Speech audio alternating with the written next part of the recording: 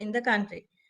All the institute admit qualified students for the following undergraduate program: BAMS, BUMS, and BSMS. GCE advanced level student in biological science stream who conform to the criteria recommended by the University Grant Commission for admission to the university. This is the Institute of Indigenous Medicine affiliated to the University of Colombo. Vision of this institute to be a nationally and internationally acclaimed center of excellence in Ayurveda, Unani and indigenous systems of medicine in Sri Lanka. The institute was first established as a college of indigenous medicine, Swadeshi Vaidya Vidyalaya, and subsequently upgraded and affiliated to the University of Colombo in 1977. The IIM is located in Sri Jayawardhanapura Kotte, the capital of Sri Lanka. It produces both Ayurveda and Unani medical professionals to meet the challenging needs in healthcare professionals according to the Ayurveda, Unani and indigenous medical systems. The clinical training for the degree program is conducted in National Ayurveda Teaching Hospital, Borella. In addition to the undergraduate program, the IIM offers postgraduate diploma courses, certificate courses too in Ayurveda and Unani medicine. Ayurveda is not merely a compendium of therapeutic based on herbal, animal, mineral-based medicine, but deals with the philosophy of life and living. Unani medicine means Greek medicine. History of the institute. The IIM was declared open by the governor of Sri Lanka, Sir Herbert James Stanley, in 10th June 1929 and set up a hospital in adjoining it for teaching purposes. The three medical systems, Ayurveda, Unani and Siddha medicine, taught Sinhala, English and Tamil respectively, and diploma in indigenous medicine and surgery was awarded. The Department of Siddha Medicine was shifted to the University of Jaffna in 1983. Ayurveda Advisory Board and Ayurveda College and Hospital Board were established with the aim of upgrading the quality and standard of teaching in the Government College of Indigenous Medicine. With the introduction of Ayurveda Act number 31 of 1961, the name of Swadeshi Vaidya Vidyalaya renamed as Government College, Ayurveda Medical College. The diploma is awarded in earlier DAMS was awarded, replacing DIMS.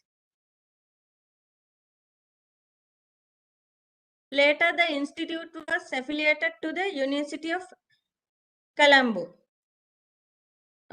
from 1st January 1980 by University Act number 16 of 1978.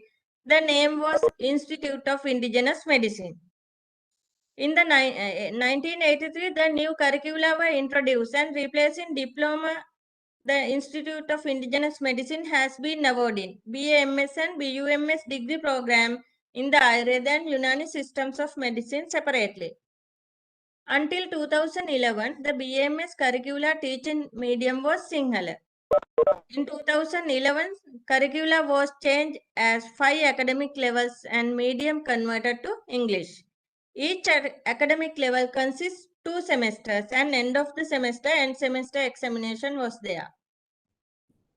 In 2018, the BMS curricula was again revised and all the academic period divided into 3 professional levels such as paraclinical, preclinical and clinical stage. BMS and BUMS program consist of 3 professional over 5 years. Academic staff and unit of study in Department of Ayurveda and Unani. There are major 2 departments. Under these 2 departments, there are 8 subunits. 8 for Ayurveda, 8 for Unani, such as Maulika Siddhanta, Dravya Guna Vinyana, Allied Science, Swastabutta, Kaya Chikitsa, Jalsiya Chikitsa, Prasuti Tantra, Kaumara Bhutti and Shalya Shalakya. These are the unit division and branches supporting to the curriculum. IT Center, the IIM library, it has collection over 35,000 books and periodicals on Ayurveda, Unani and traditional medicine and relevant subjects.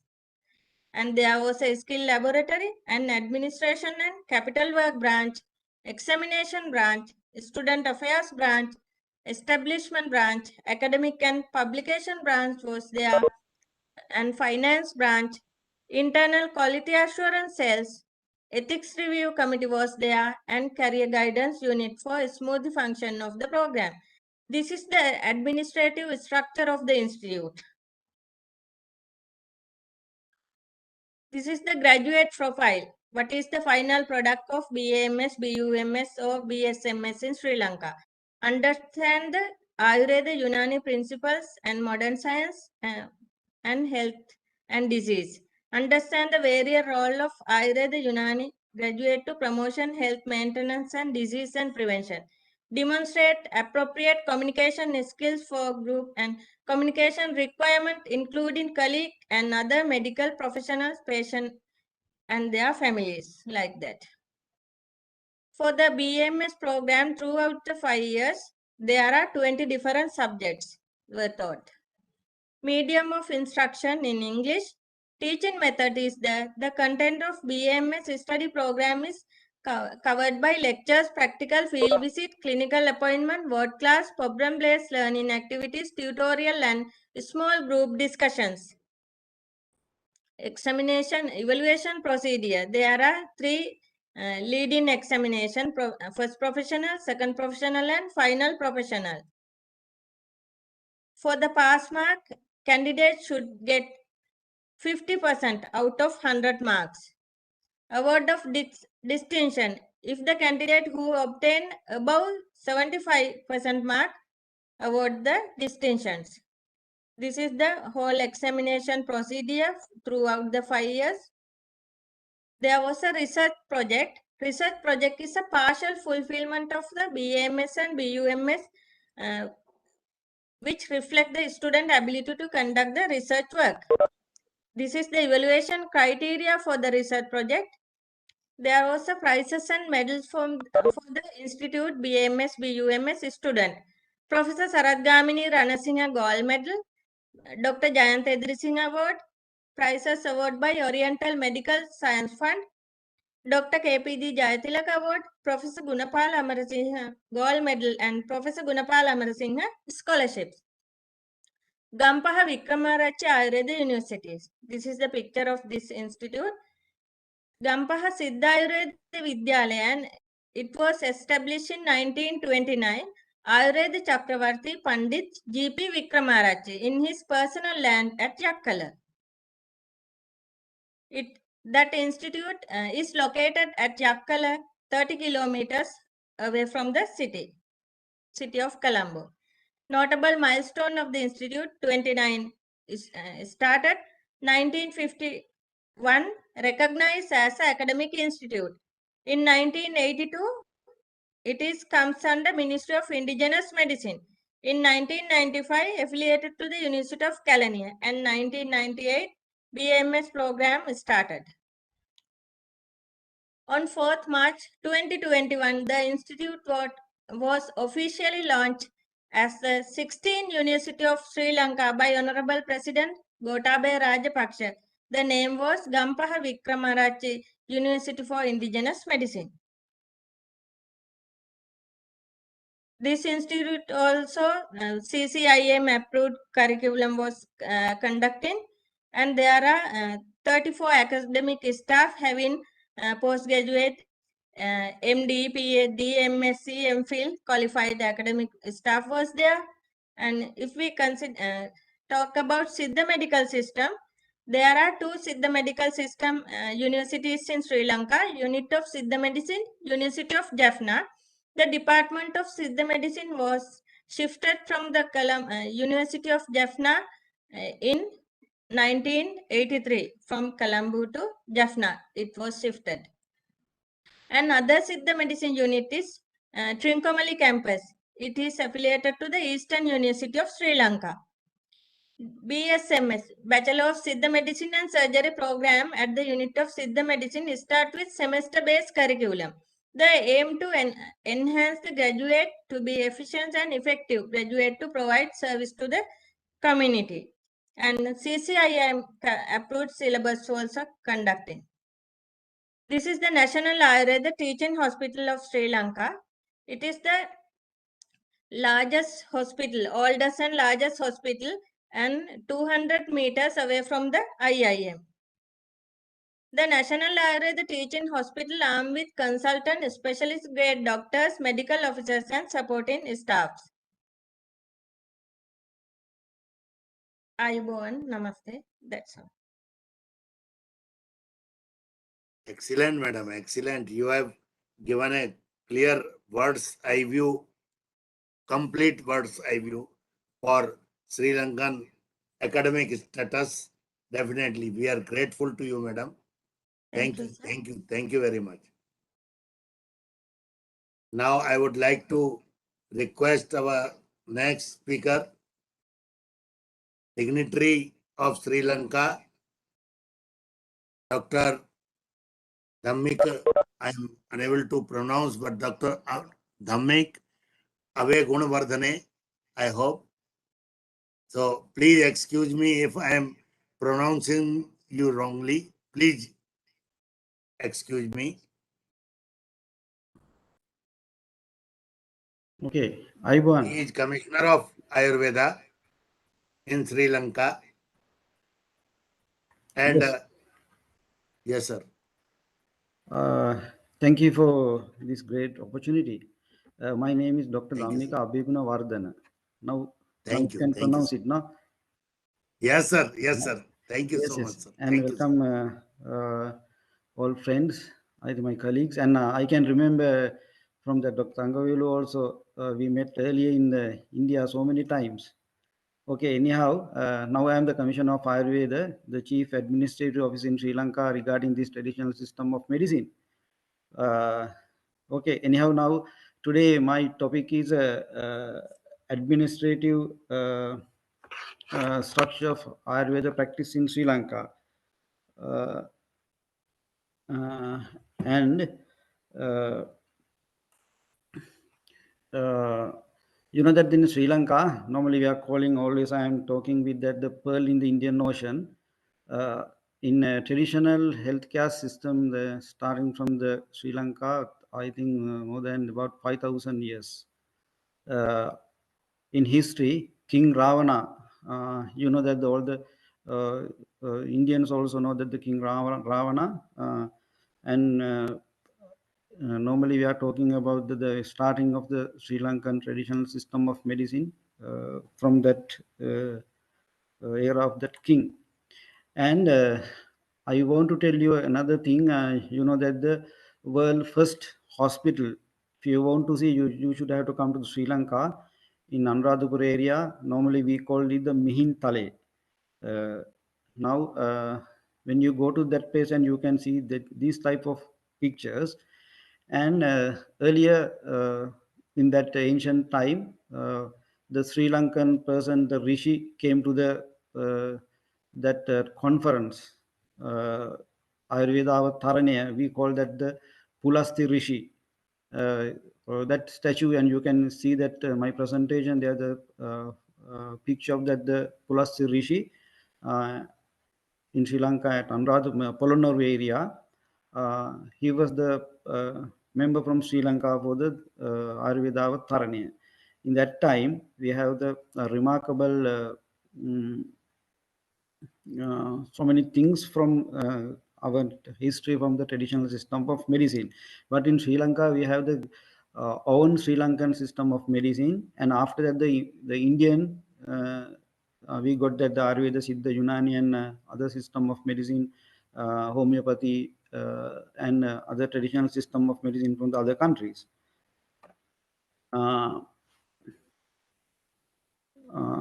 And I think you can share my slides after this presentation. All of the colleagues and all of the who have participated and can get that this slide and they get the more idea, because I am not using your time. I am trying to conclude my presentation within 10 or 15 minutes. Therefore, I am not going to tell everything. what are the most important thing I am going to discuss with you. And after that, after that, the ancient system. Now we can talk about the Ayurveda legislation system. That is we call it the Ayurveda Act number 31 of 1961. That is the main point in Sri Lanka. The government passed the act from the Sri Lankan Parliament under the purview of the Majesty from King of United Kingdom. The Ayurveda Act numbers 31 of 1961 instruct the what are the things we should have to continue, we should have to do, or we have to follow. After this act, all the Ayurveda, Siddha and Unani and traditional system of medicine in Sri Lanka, and not only that, the Asian any Asian country practice any system of traditional medicine, and we can adopt under the Act number 31 of 1961. We call the indigenous medicine. But there are so many definitions indigenous medicine. I am not going to talk with that the different definitions of indigenous medicine. Now you know, according to the WHO definition, TR and complementary traditional medicine and complementary medicine. Okay, anyhow, now we are using normally these names: indigenous medicine, traditional medicine, and however that after normally we are calling according to this act we implement Department of Ayurveda. Now Department of Ayurveda is the main administrative part, main administrative handle in Sri Lanka. Is this Department of Ayurveda always under the Ministry of Health or Ministry of Health and Indigenous Medicine, or currently in Sri Lanka we have a State Ministry of Indigenous Medicine. That is the main ruling system in Sri Lanka. After that, there are so many amendments for our 1931 number 31 of 1961 Act, and you can see in my presentation 1977 like that. So many what we call that, so many modification of this act, because the time to time the Sri Lankan government and Sri Lankan people demand for something, and after that we can develop or we can change that rules one by one.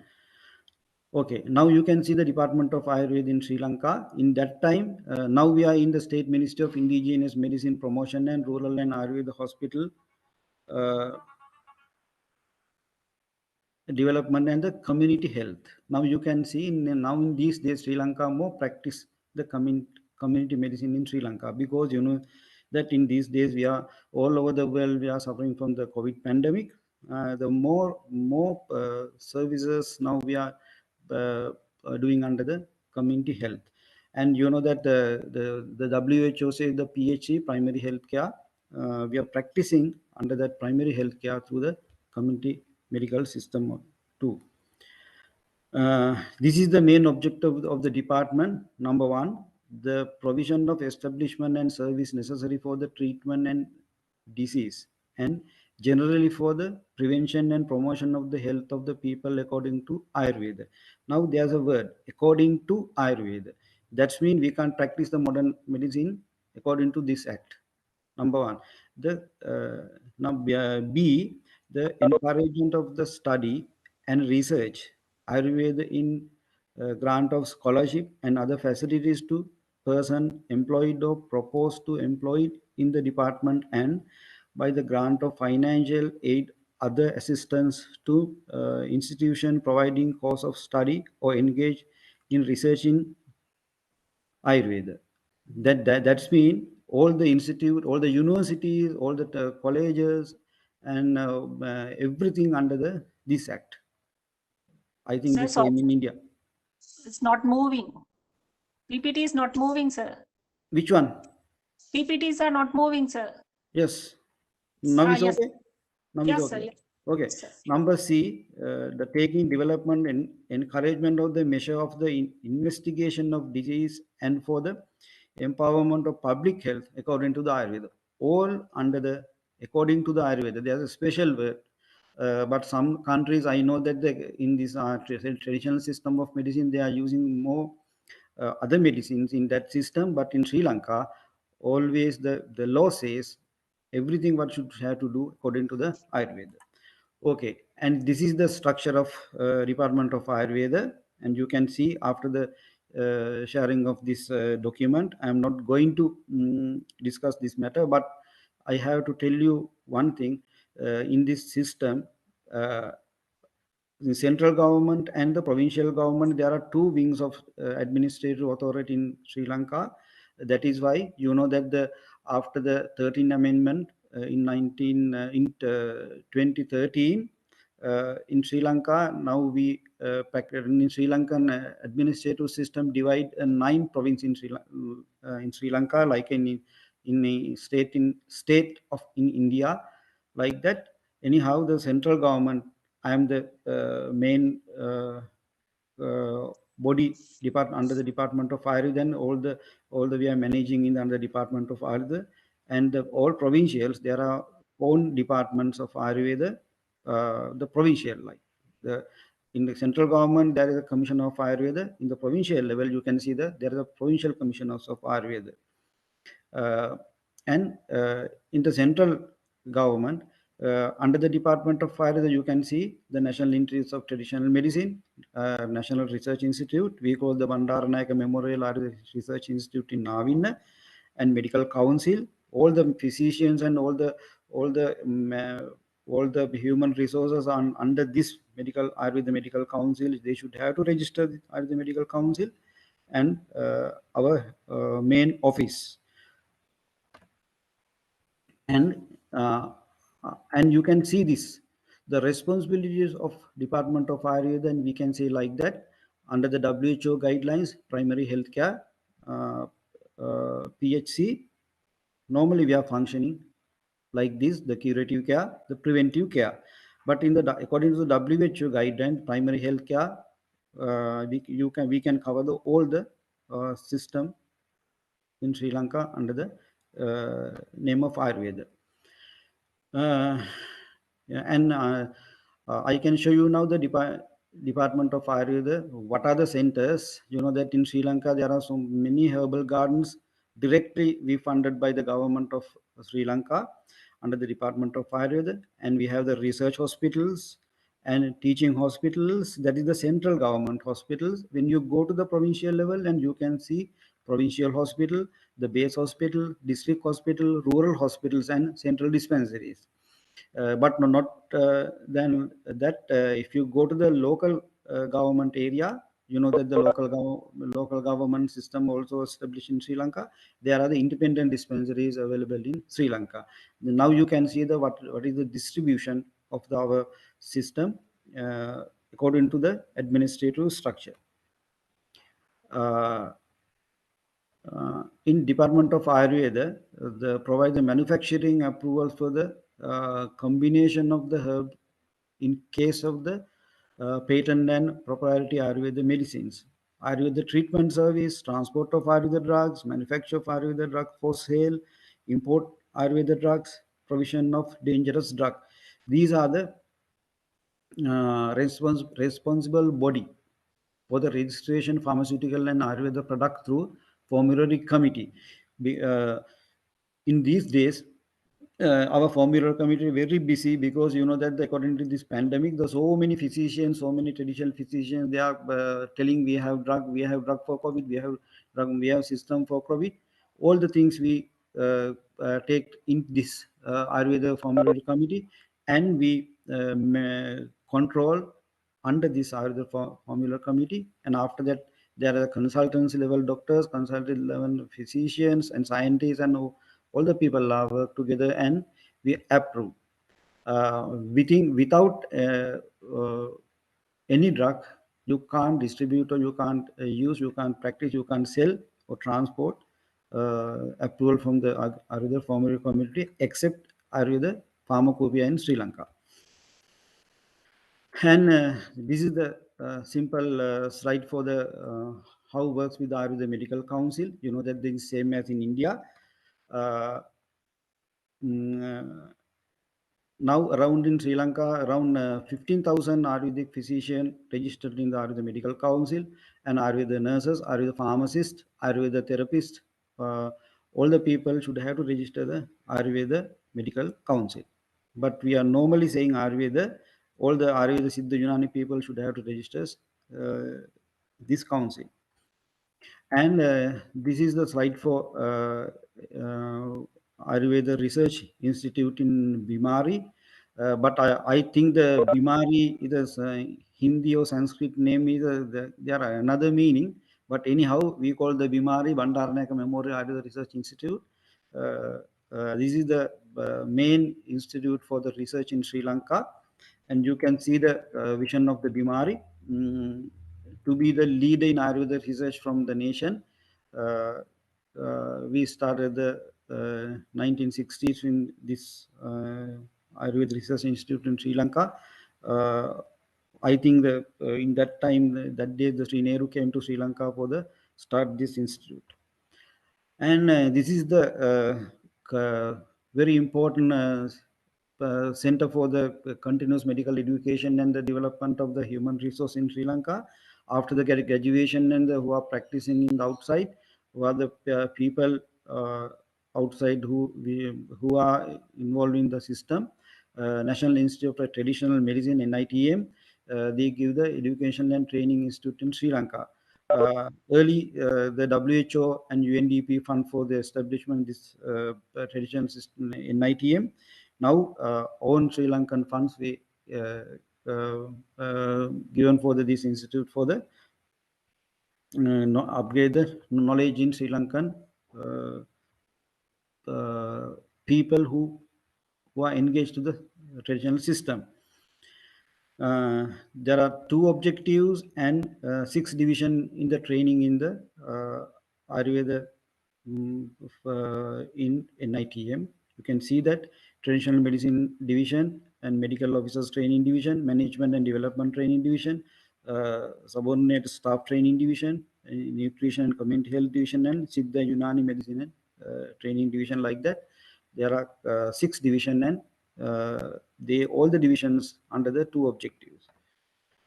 And in Sri Lanka, I think my earlier presentation, the Dr. Leena says this one, the TRM and UG and PG education in Sri Lanka. Now you have some knowledge about that. And this is the same slides. And I want to especially mention that the Sri Lankan Ayurvedic Drug Corporation, that is the government-owned drug co-production institute, we call the Ayurveda Drug Corporation, is established in the 1961 extraordinary gazette. Now the main drug product agency in Sri Lanka is a government-owned business. We call the Sri Lanka Ayurvedic Drug Corporation. There are more objectives in Ayurveda Drug Corporation. He's the lead of our pharmaceutical sector in Sri Lanka, as well as the private sector. Now they develop the many companies, the mass scale to small scale. In between, there are so many companies, but our main hand in the Sri Lanka Ayurveda Drug Corporation.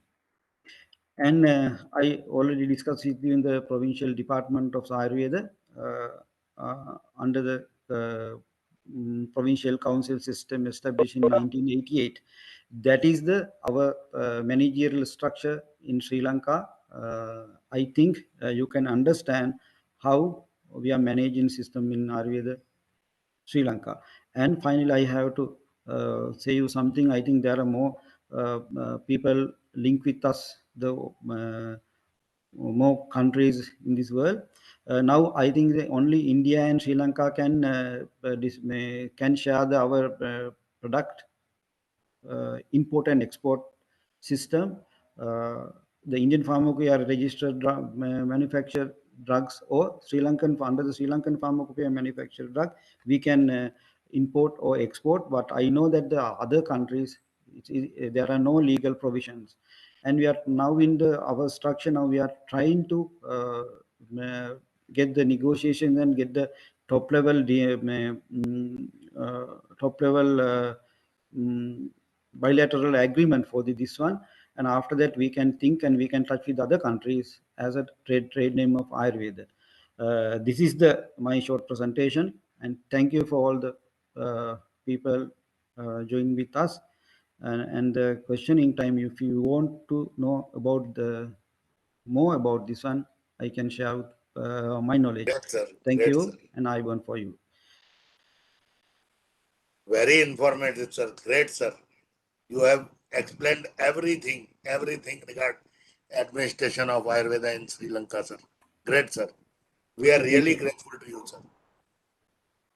Now I would like to request Dr. Jayesh Thakkar. Dr. Jayesh Thakkar ji. Yes, sir. Thank you, sir. Thank you, sir.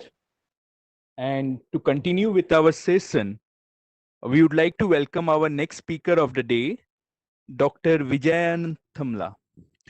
Dr. Vijayan Thamla, ma'am, will be speaking on the topic drugs and preparations commonly used in Sri Lanka. Dr. Vijayant Mala.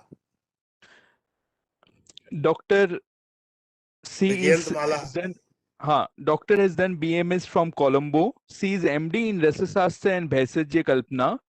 She is consultant medical officer and medical officer in charge of drug manufacturing unit. Let me welcome Madam for her presentation.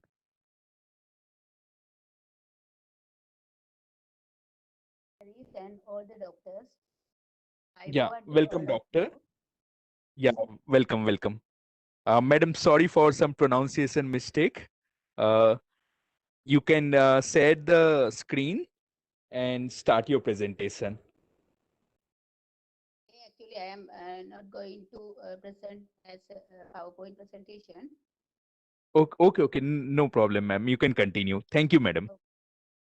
I am going to talk about some important matters of field of Ayurveda drug manufacturing of Sri Lanka. Actually, the word Ayurveda drugs represent Ayurveda, Siddha, Unani, and traditional medicine in Sri Lanka. Those are well developed as an indigenous medical system and indigenous medicine.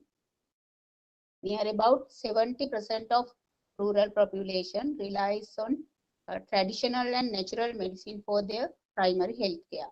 So drugs which are commonly used to prevention and promotion of health and curing of diseases have spread in wide range. Sri Lankan traditional medicine and Ayurveda medicine commonly used together in one prescription as experience with practitioners. So those systems bond inseparably. Siddha and Unani medical practitioners generally use Ayurveda medicine with their own traditional medicine, as well as traditional practitioners also used to prescribe Ayurveda medicine with their traditional drugs. Can we finally conclude these all systems use medicine to treat their patients as combination of drugs in each field. So we are commonly calling it traditional system of medicine. Sri Lanka has more than 3,000 years history. It uses herbal medicine as home remedy and treatment by traditional practitioners. In primary stage, it has used single drugs as and generally it has developed as a formulae.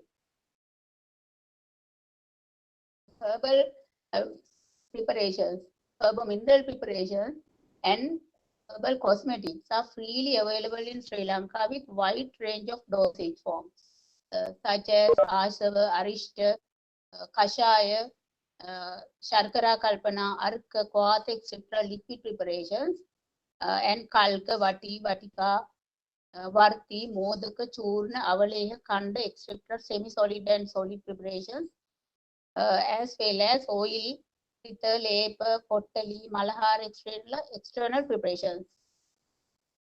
Especially in rasa preparations, can be used by qualified medical practitioners in Sri Lanka. Kalviya Rasayoga, Upipakwa Rasayoga, and Parpati Rasayoga are freely available. But Pottali Rasayoga is not available in generally. In Sri Lankan traditional medical system, we call Deshi Chikitsa, also has used number of Rasayogas in practice. Some practitioners use secret formulae which are specially designed by their respective families. Registered medical practitioners can prepare their own medicine by themselves to treat their own patients. Especially traditional practitioners prepare their medicines with their own place and their direct supervision. As well as they have their own preservation methods, packaging systems, storing systems, and measuring systems also. But if there is any drug manufactured for business purposes in Sri Lanka, those should be prepared in registered drug company with prior approval of Ayurveda Formulary Committee. Without that approval of Formulary Committee, registered company also can't prepare any new drug formulae. Actually, in the formulae which are listed in Ayurveda Pharmacopoeia, the registered company can be prepared without prior approval. The main partner of drug manufacturing field of Sri Lanka is Ayurveda Drug Corporation of Sri Lanka. It is manufacturing and marketing of Ayurveda drugs to the government hospitals as well as private sector. Under Department of Ayurveda, there are 9 provincial drug manufacturing units, respectively in each province. Those units prepare medicines according to their provincial drug requirements and distribute provincial and rural hospitals. Other than these, each and every Ayurveda hospitals have internal manufacturing units and prepare instant use medicines such as Kashaya, Anupana, Pottali, Lepa, Avagaha, Vasti Dravya, Vamana Dravya, and Upana Dravya, etc. Teaching hospitals and provincial hospitals use their attached pharmaceutical units to train undergraduate medical students, postgraduate medical students, intern medical officers, pharmacists, dispensers, laborers, etc. Up to date, 554 registered active drug manufacturing units in private sector manufacture drugs for business entity. Department of Ayurveda controls safety aspect, quality standards, therapeutic efficacy of those products through Ayurveda Formulary Committee and promote and encourage them to develop their products to export quality. Deep knowledge about pharmacology and pharmaceutical sciences very important to prepare quality drugs. So Sri Lanka government has given opportunity to government medical officers as well as academic staffs of institute to apply scholarship schemes offering from India, China, etc. foreign countries. I would like to my humble thanks to government of Sri Lanka as well as government of India to giving me a great opportunity to complete my MD in Rashastra and Vaisajya Kalpana of NIA Jaipur, India. Also my respect to Department of Rashastra and Vaisajya Kalpana of NIA, all my respected teachers and colleagues. At present, under University of Colombo has established Postgraduate Institute of Indigenous Medicine to obtain MD qualifications. Has also established Rashastra and Vaisajya Kalpana Specialty Board to obtain MD Rashastra and Vaisajya Kalpana. I would like to share with you some details about Pharmacopoeia of Sri Lanka. Actually, there are three main separate pharmacopoeia in respective fields, Ayurveda, Siddha, and Unani. Ayurveda pharmacopoeia has main two parts, as Ayurveda formulary and pharmacopoeia. Formulary part has included both Ayurveda and traditional formulae together. The pharmacopoeia of these three sectors have planned to revise by expert committee, including modern technology as well as adding more details to develop pharmacology and pharmaceutical sector. I wish to talk about herbal gardens in Sri Lanka. There are main 5 herbal gardens. There are 9.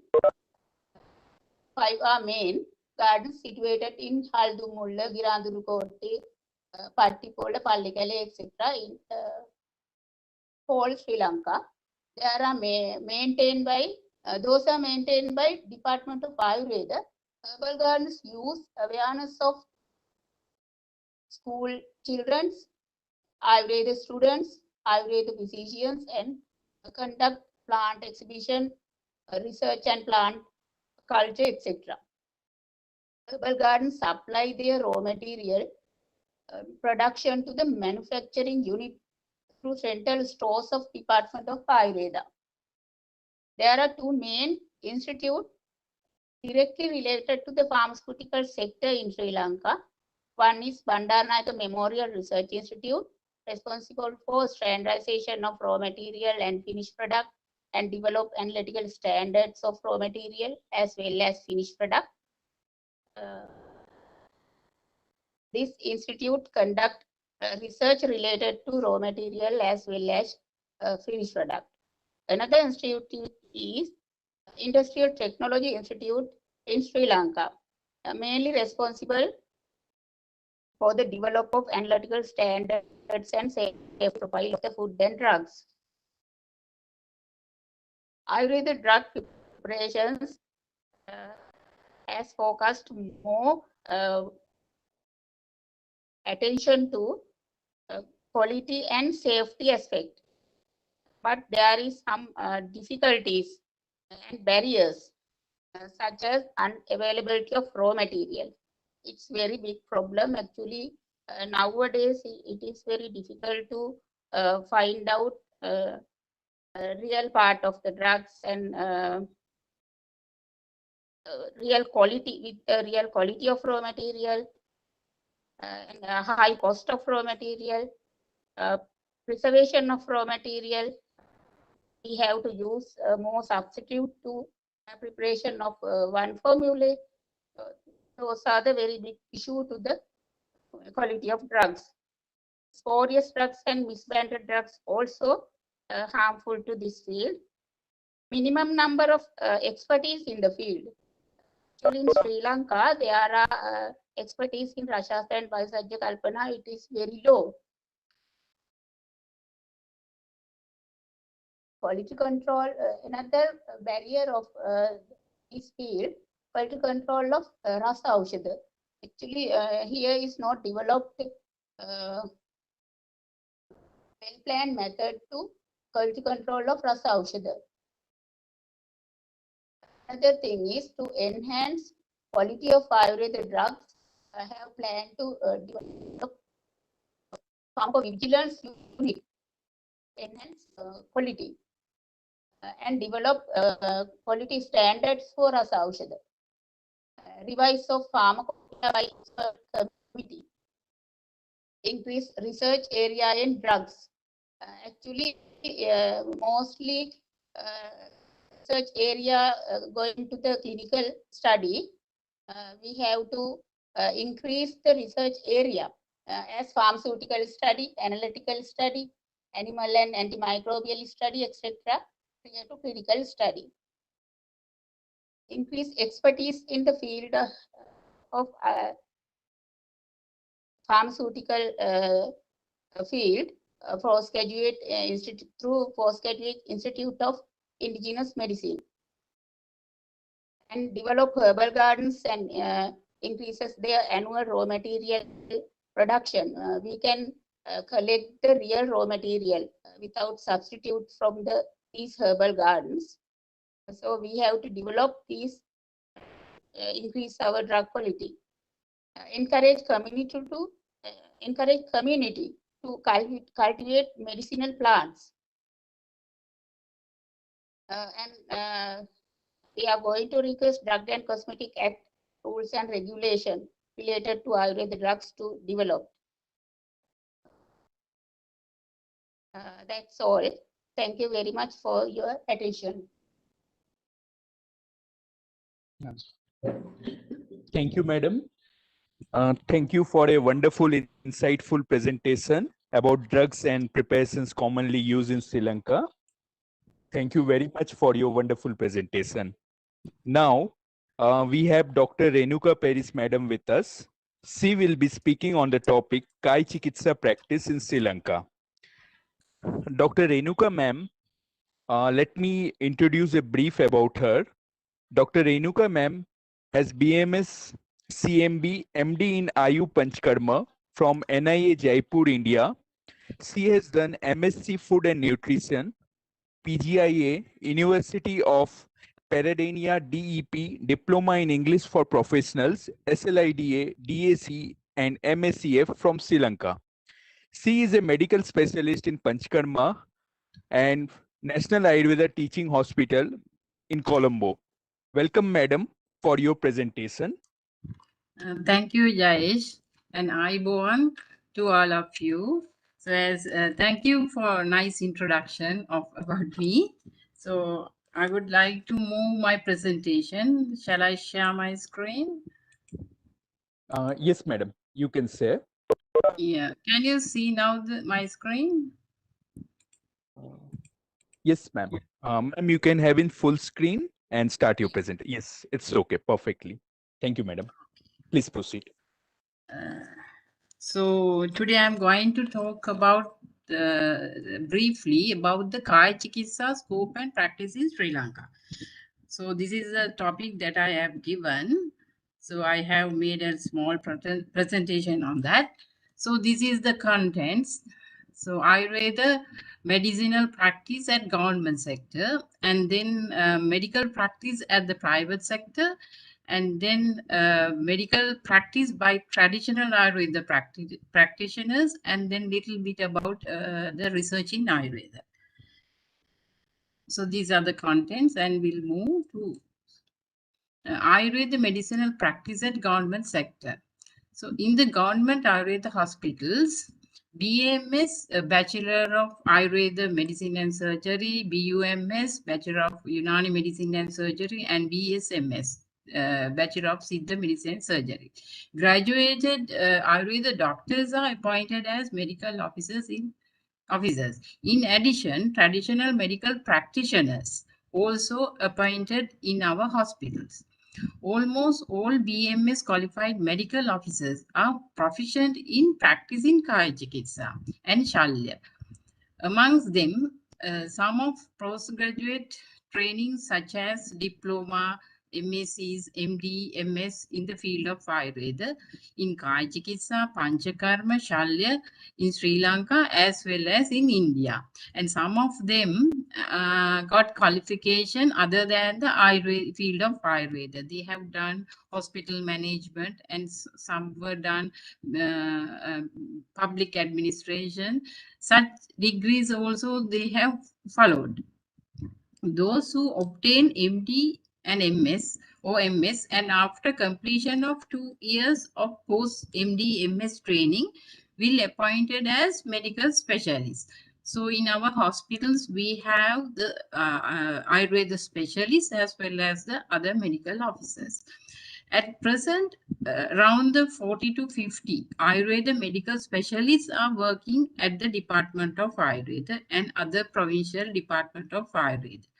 More of them done postgraduate training in the field of Kaya Chikitsa. So that means we have more people who have done postgraduate training MD in Kaya Chikitsa. In our country, we have less postgraduate qualified doctors in other fields.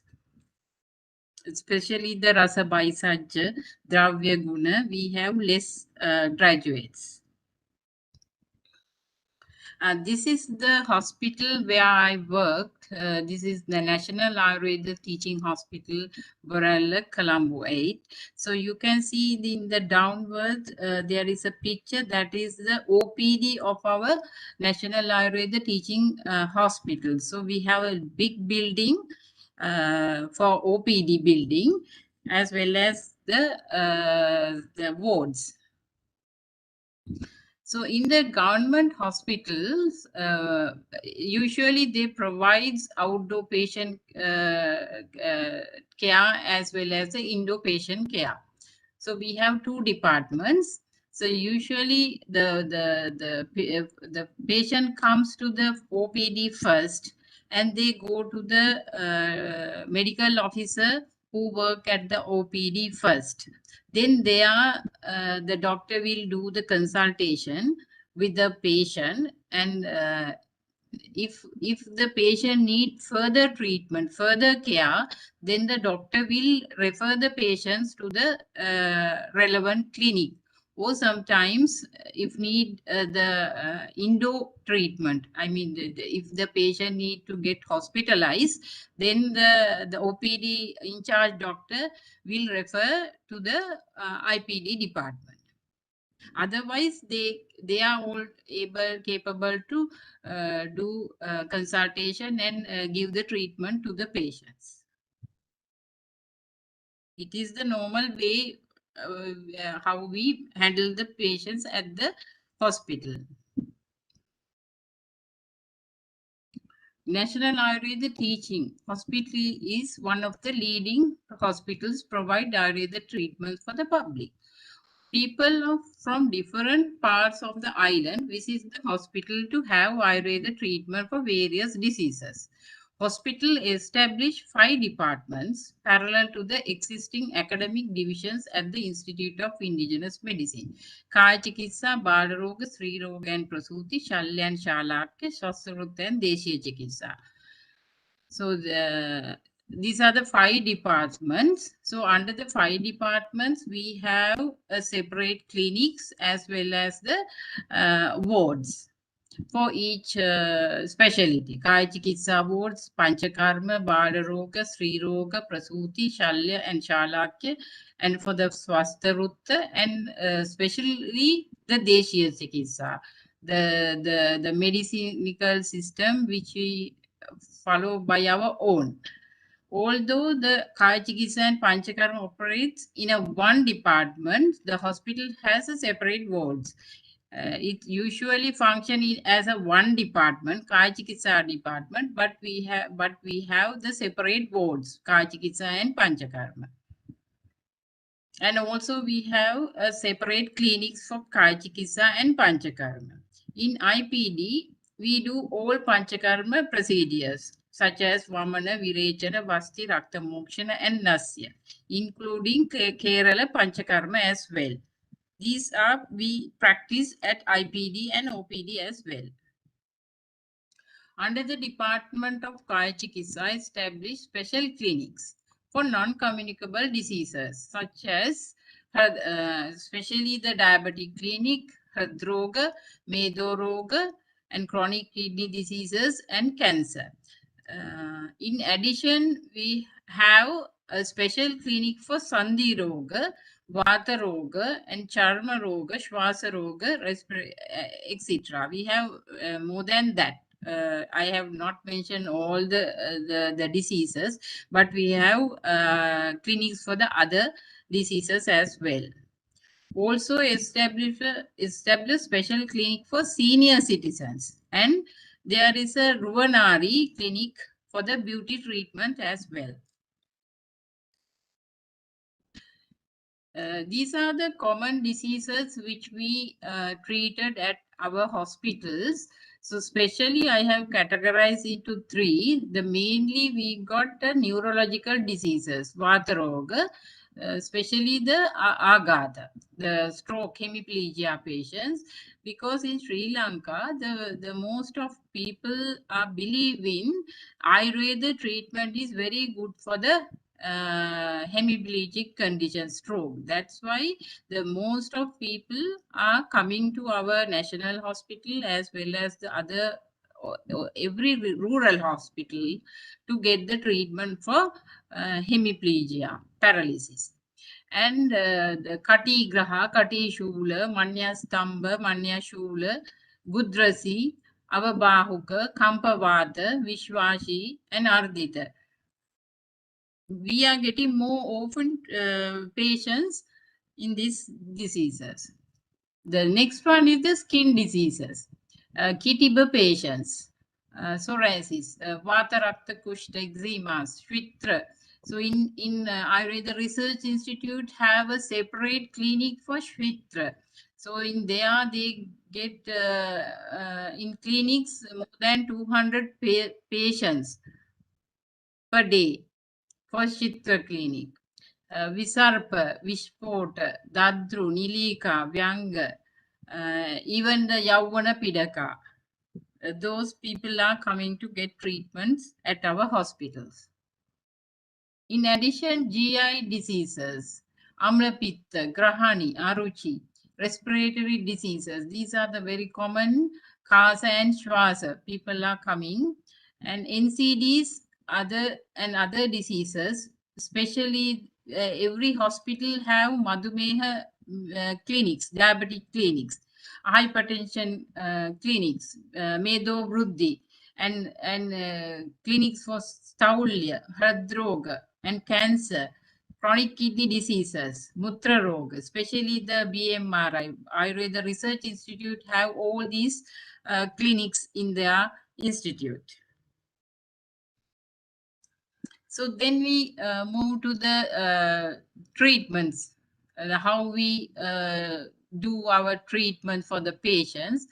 According to the Ayurveda, we follow the concepts. We look at ahara and viharana and aushadha. So we are prescribing to the patients the drugs, Ayurveda drugs. Also, we consider about their patya, ahara, and viharana. So when we do treatments, we follow the guidelines. Like we start sometimes in Shodhana, and for some patients we do Shamana. And once we start from Shodhana, so when we do Shamana and finally prescribe the Rasayana drugs for the patients. So in Shamana drugs, we in Sri Lanka, we usually prescribe decoctions. Every Ayurveda physicians are used to prescribe decoctions or a panta for the patients. In addition, Arishta and Asava.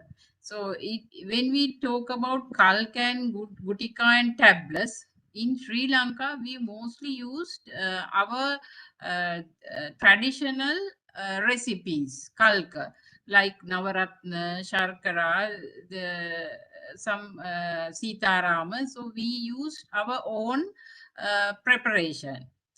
And Churna, sometimes we use Ayurveda as well as our traditional recipes. In addition, in Sri Lanka, we highly use the medicated oil. The patients also willing to get kind of a medicated oil when they came to us to get treatments, because it's a habit for them as well. So that's why in our hospital, we are prescribing medicated oil, especially for the pains. But I have seen when I was there in India, they are not getting the medicated oil from the OPD. Sometimes they might get the prescription from to get the outside. But in our hospital, we used to prescribe medicated oil, especially for the neurological disorders. The other thing is medicated paste. We highly used a different kind of medicated paste for the patients to manage, especially the arthritic problems and other Sandigata Roga. We used a lot of paste. some paste are actually from our traditional medicine, not from the Ayurveda system of medicine.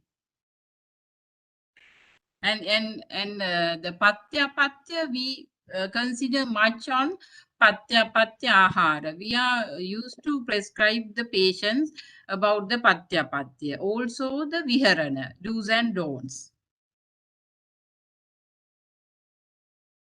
So when we talk about the Ayurveda practice in private sector, we can categorize into four.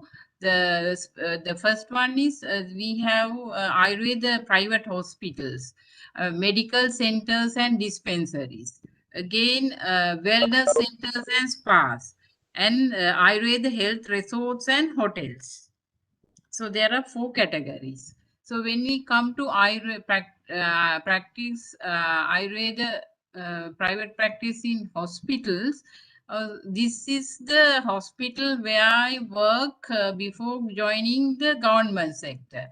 So they have well-trained graduated doctors, BMS doctors, in their work in their institutions, as well as the trained nurses are there, and they also do all the panchakarma treatments, even the other kajikitsa treatment, and they do have consultants, different fields like surgery, Sri Roga, Prasuti, and Desiya Chikitsa. So different kind of consultants are work in these hospitals, and they are providing good service to the public as well. And this picture shows the Ayurveda health resorts, the hotels. So this hotel, I got these pictures from one of the leading health resort in Sri Lanka. So you can see in this picture, they are performing the Shiro Vasti event at the health resorts. So I am pretty much sure they are doing these Panchakarma treatments at those health resorts. They are getting mostly the guests who don't have severe illnesses, but sometimes with a minor illnesses, and some came to the to get some wellness treatment. Also, they do the beauty treatments as well. And then come to the private practice by Ayurveda traditional medical practitioners. So you can see these in the picture. The Vaidya or a doctor is doing consultation. You can see he's holding the hand with that woman. So he's examining the pulse. So in traditional doctors, they used to check the pulse diagnosis. With that, they do their diagnosis. According to that, they are giving their medical treatments. These doctors directly involved with the patients. Sometimes they directly attend to their patients. They are giving some treatments to their patients, and they are the people who give the medicines to the patients. Even sometimes they do not have assistants, and some of them have assistants. Although they have assistants, they give the medicaments to the patient by themselves. And this is the last in that picture. You can see some porridge, herbal porridge. They used to give these kind of different kind of herbal porridge to the patients, because those porridge have the medicinal value. So this is the practice usually they do while they are treating to the patients. So the research in Ayurveda in Sri Lanka, we have the Bandaranaike Memorial Ayurveda Research Institute, and in addition, we have the 5 research hospitals under the Department of Ayurveda. And in addition, we have 5 Ayurveda universities. It can be Ayurveda, Siddha, or a Unani. So in these universities, also the undergraduate and postgraduate scholars do research projects. The PGIIM means the Postgraduate Institute of Indigenous Medicine under the University of Colombo. The MD/MS students also do research in that institute. BIMARI and IIM members are represented at the National Health Research Council, Ministry of Health, Sri Lanka. So, 2 institutions have a chance to represent in the National Health Research Council under the Ministry of Health. So these are the brief introduction about the Kaya Chikitsa practice in Sri Lanka. I think when on the question and answer session, we can give the answers to the questions. Thank you. And Ayubowan.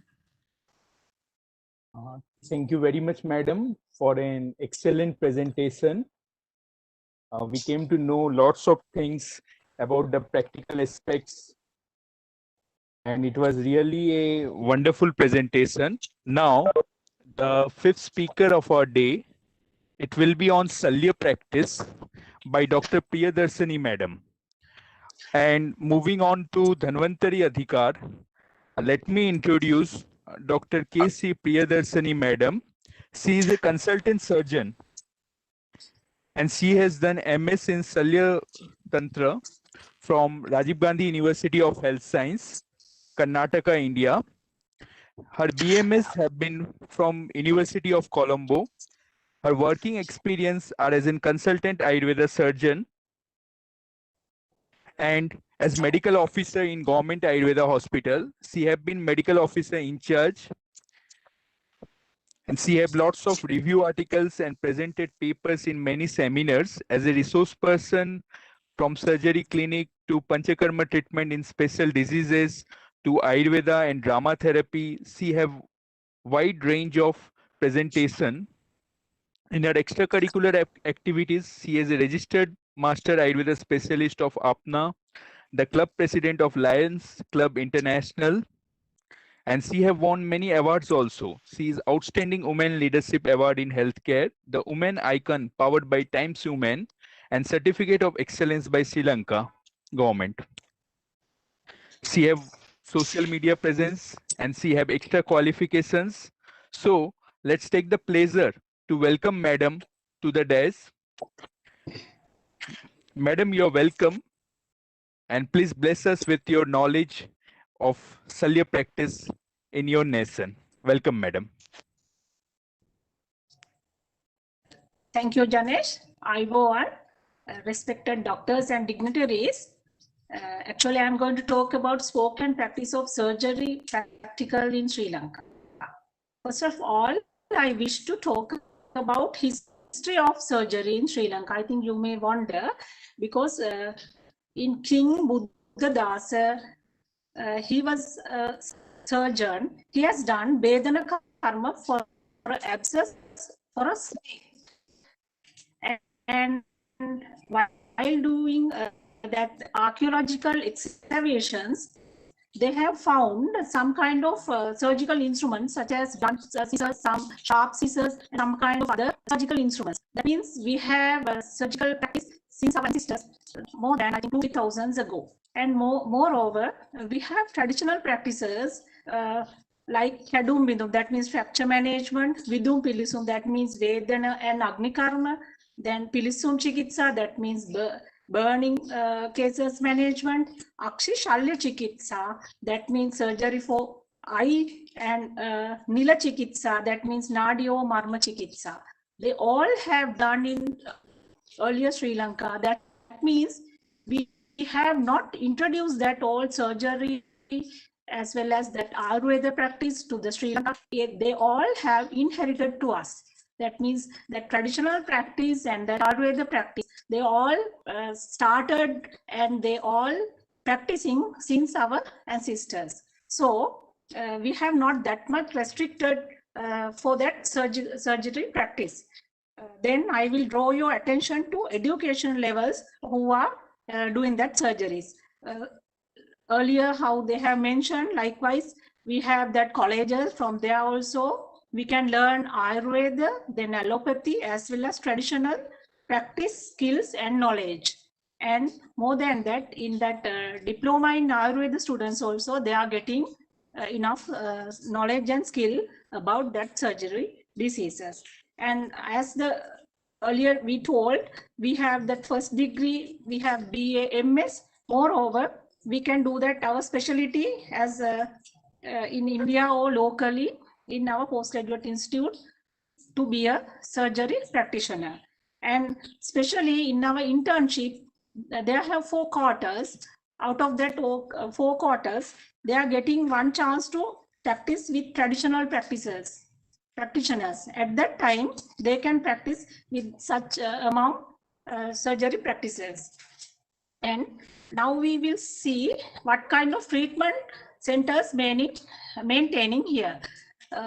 As earlier mentioned, we have government hospitals and private hospitals. In there, either OPD or IPD or both, we can practice that all surgical diseases, but we can manage with our facilities. Then we have that central dispensaries or one-man stations. From there also we can treat for that surgical diseases. And the traditional practices, they can treat either individual or with their hospitals. They are using a lot of surgical methods and they are treating a lot of surgical patients. And whoever that traditional practices or that government practitioners, they all can personally practice without any restrictions. So next we will see what kind of facilities available in Sri Lanka for surgical practice. Actually, in our most clinics, that means OPD level of hospitals or other one-man station even, they can run a surgical clinic or they can see surgical patients. More than that, we can have that surgery wards in hospitals or some few beds for surgical patients. So in some hospitals, we have minor theaters, but not that much equipped. That's why we are telling that's minor theaters, including recovery rooms. And in here, we are mostly use that panchakarma treatments for surgery treatments. So we have panchakarma centers also associated with that minor theaters. And we can use a lot of instruments here, but not much advanced modern instruments we are using here. But what are the instruments they have mentioned in our books? Up to now also we are using, there are some of moderating instruments. And the thing is, while we are coming for the anesthesia status, up to now we can use only local anesthesia such as local spray, local application, etc. But we are not having other kind of anesthetic status. So because of that, in future we have to develop our anesthetic levels. Then we can go for some kind of serious surgeries. Up to now we are doing some of selected minor surgeries. So you will be interested to know what kind of treatment modalities we are using here. Unlike other countries, we are not having that much restrictions to do a lot of panchakarma and other surgery modalities.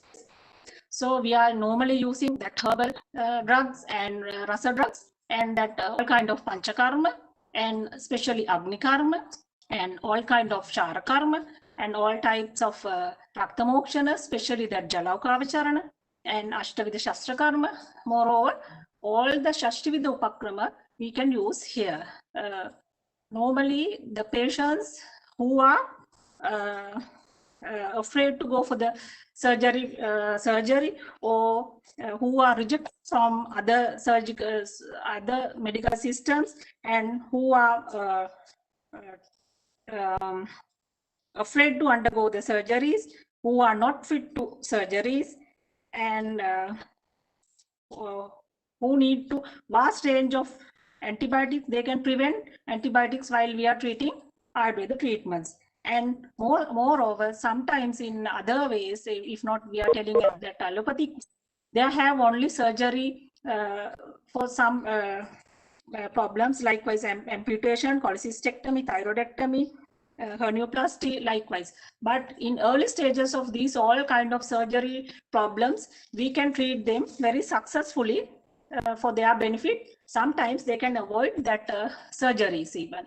Then if you see that what kind of treatment divisions of surgical practice in Sri Lanka, I am very happy to say we can practice normally in Shalya, then Shalakya, and Sri Roga and Prasuti. We all have all three separated departments in universities as well as hospitals.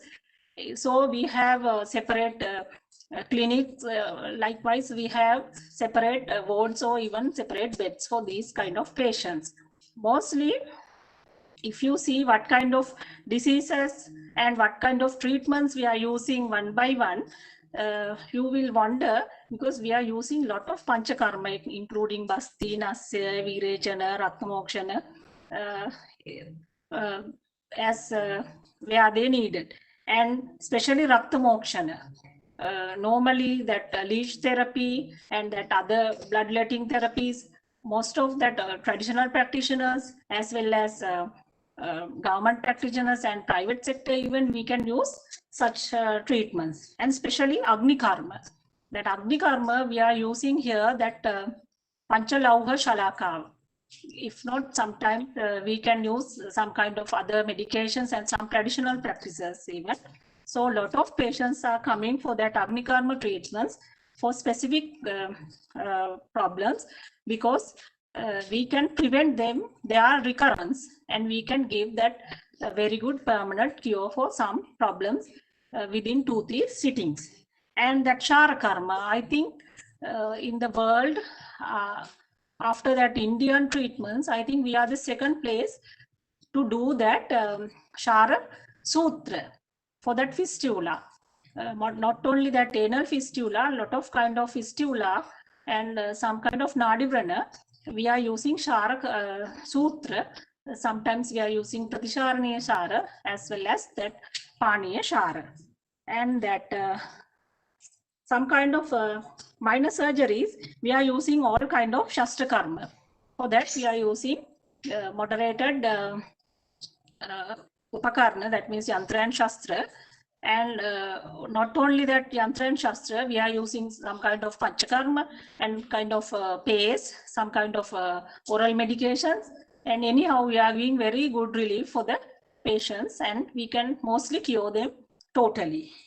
And that especially that Ayurveda Duma Karma, we are using here. And that other some areas, they can use that Kriya Kalpa for eye. Most of that eye problems, they can practice and they can take all kind of eye treatments from Sri Lanka, and Murdini Thaila Vidhi. And that for that ear diseases, they can get benefit by Karnapurna and some Varti, and that for that eye problems, that eye drops, then Sneha Abhyanka, Svedana types, especially Nadi Sveda, Basti, sorry, Bashpa Sveda, etc. That is very vast treatments can you take from Sri Lanka. If I talk about that, what kind of diseases we can treat here, if we take Shalya, fistula, non-healing wounds, varicose, warts, spoons, abscess, cyst, prostate hypertrophy, renal or gallbladder calculi, swelling of lower limbs, DVT, lymphatic edema, then Granthi, Arbuda, Arsha, IBS, etc. If you take that, what kind of treatment we are doing here in Shalakya, if you consider eye, cataract, vision disorders, then if you take that ear wax, deafness, discharge from ear, nose, eyes, traumatic conditions, foreign bodies in ear, nose, eyes, bleeding nose, gums, ulcers, tonsillitis, then nasal polyps, nasal ulcer, catarrh, thyroid problems, headaches, etc. And if you see what about that Sri Roga Prasuti, they are treating infertility, leukorrhea, PCOD, then menstrual disorders such as amenorrhea, menorrhagia, menometrorrhea even, then some kind of cyst, fibroids, prolapse, etc. I think I heard most of other countries, they are not allowing do that surgeries. Even I think they can't touch that surgical cases. But in here, luckily, we can involve with that surgery cases, and we can give our very good beneficiary treatments for them, and we can cure them, and we can see their happy faces. I think we have no restrictions that much, and still we have to do a lot of things. Especially we need some manpower, then practice people, and that experience, and some kind of instruments, and that very good facilitated theaters, etc. So we will hope it will get soon, because under our new administrator, Dr. Dhammika Abegunawardena sir. So we are hoping to do so more. And I think we can treat not only local patients as well as foreign patients. Thank you. Ayubowan. Thank you. Thank you, Dr. Priyadarsini Madam, for a very insightful presentation on Salya Chikitsa, the Salya practice in Sri Lanka. It's really very advanced, and we wish that advances further. So moving on to our next presentation of the day, it's the sixth and second last presentation. It's by Dr. A. Manoraj. The presentation topic is Nature of Duties of Community Ayurveda Medical Officers. Sir, Dr. A. Manoraj is Community Health Medical Officer in Provincial Department of Ayurveda, Central Province, Sri Lanka. To read out a short brief about Sir, Sir has got a very big and a very interesting biodata. Let me read a brief only. Sir, Sir is a self-motivated, hard-working, and well-presented medical graduate. Sir has done BSMS, that is Bachelor of Siddha Medicine and Surgery, from University of Jaffna, Sri Lanka. Sir has also Master of Science in Plant Sciences and Master of Philosophy (MPhil) from University of Sri Lanka. Sir has got lots of academic awards. Sir has also patents, 3 patents, and Sir has area of specialization is complementary medicine, microbiology, phyto drug development, community medicine. Sir has occupational history of a community health medical officer in different places, and Sir has lots of research works done, as Sir has participated in lots of workshops as a resource person also, and many publications and recognitions of Sirs are there. Sir have written books also. Sir has presented magazine articles more than in 6 magazines. Sir's current research activities are wide number of. His title of project is on testing of synergistic activity on Triphala with gentamicin, and there are many other projects which Sir is handling. So without taking further time, let me welcome respected Sir for his presentation. Sir? Hi, Bhavan. Yeah, Thank you sir, welcome, sir. for your nice introduction, and thank you very much for giving an opportunity as a speaker of this Ayush Smriti webinar. And also, it's my immense pleasure to be a part of this event. Let me share my slides. Yes, sir. We have made you presenter. You can proceed.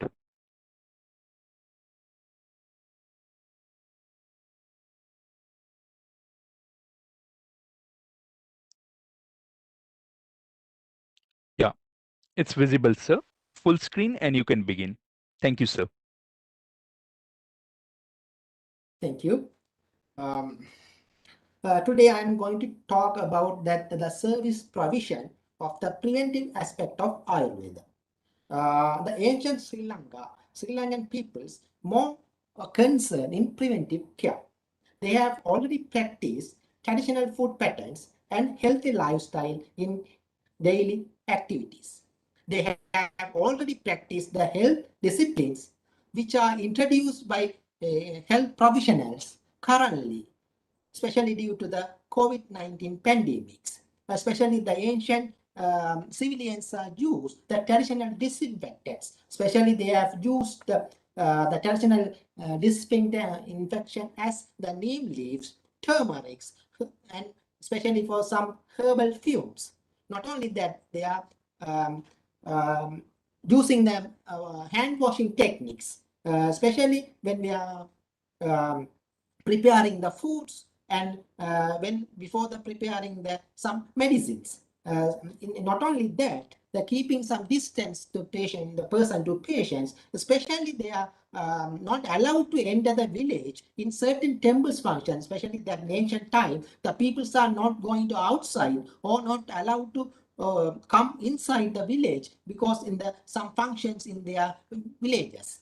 Not only that, they stay home in some infectious disease and inform that infectional disease to others by flag some white cloths in front of their houses or hanging some neem leaves in front of houses. Like this practice that they have already used, and avoid consume foods in outsides and bathing in running water and applying herbal applications.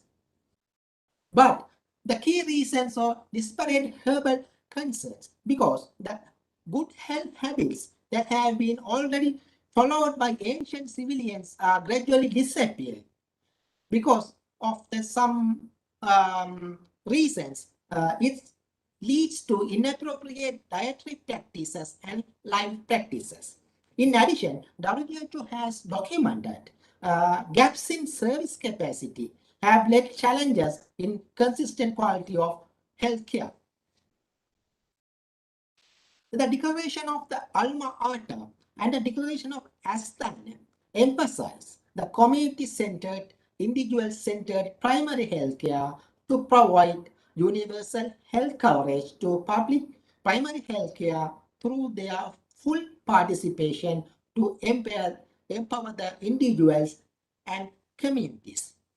The traditional medical system of Sri Lanka has created a new health opportunity. It's a new health opportunity, the community health medical officers, to provide effective community-oriented or individual-oriented primary health care.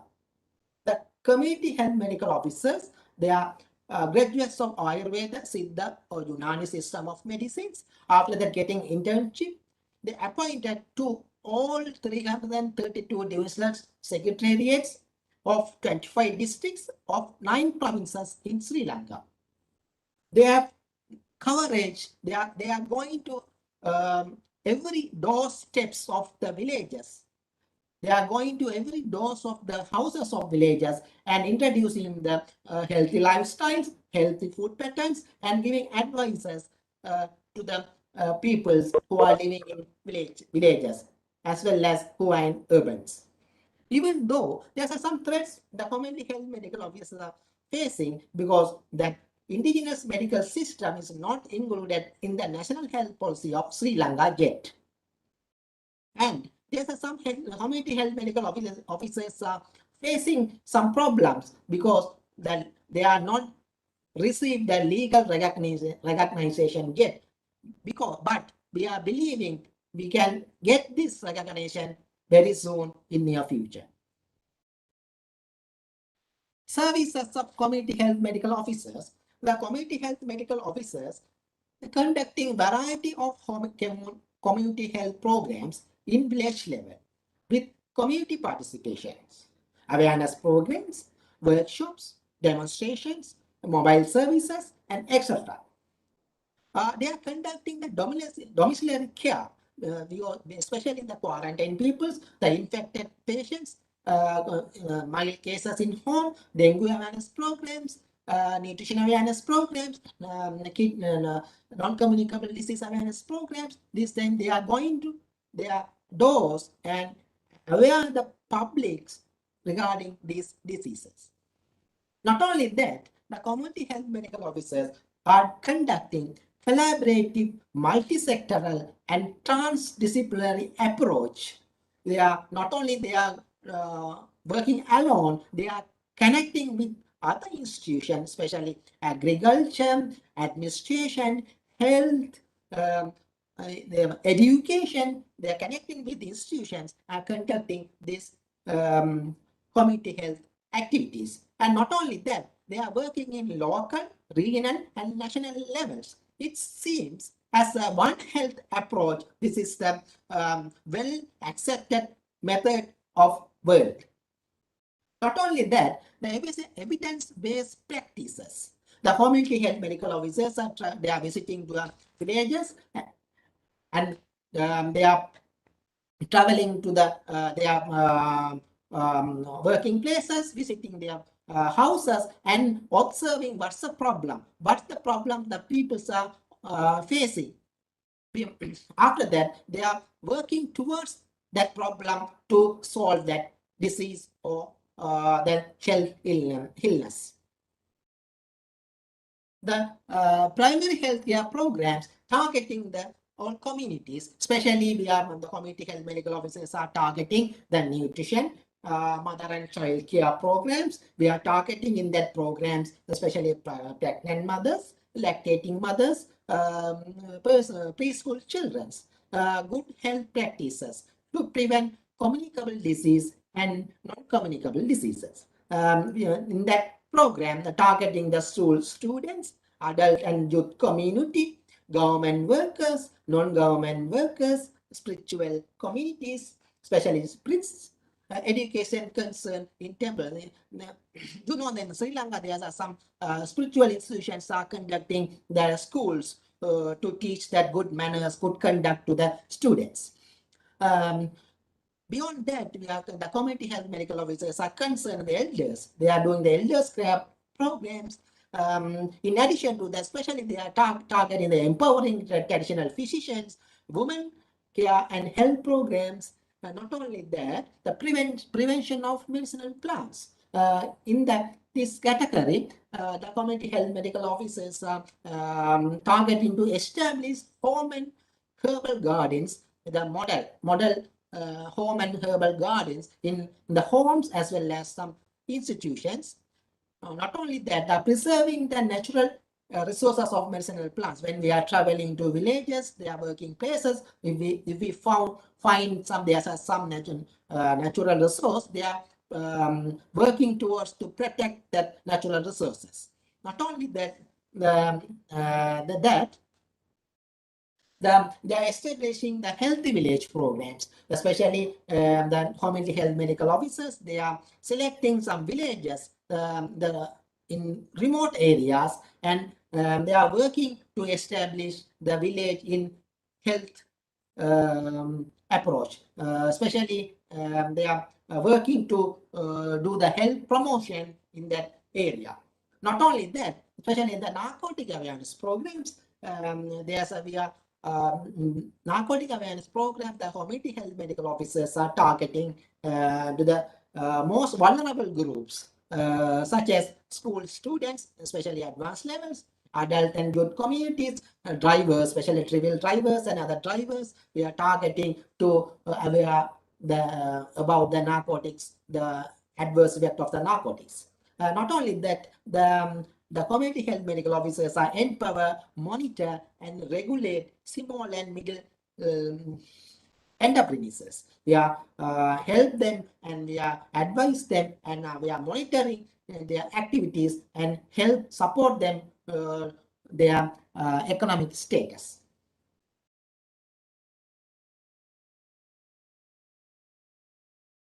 Especially we are introducing the awareness lectures, workshops, and mobile services through the active participation of the individuals and community.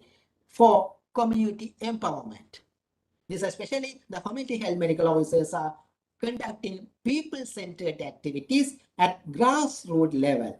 The community health medical officers are not just doing a program or activity and leave. They are doing the program with the participation. You can see these pictures where the community health medical officers are involved, invite the not only the target groups, not only their parents, their preschool teachers and others, and the community health medical officers are teaching them. They are demonstrate them and how to do these health activities, how to prepare the health foods, quality health, nutritional foods, and we are introducing them. And after that, we request them to do these activities themselves, and the community health medical officers are monitoring what they are doing.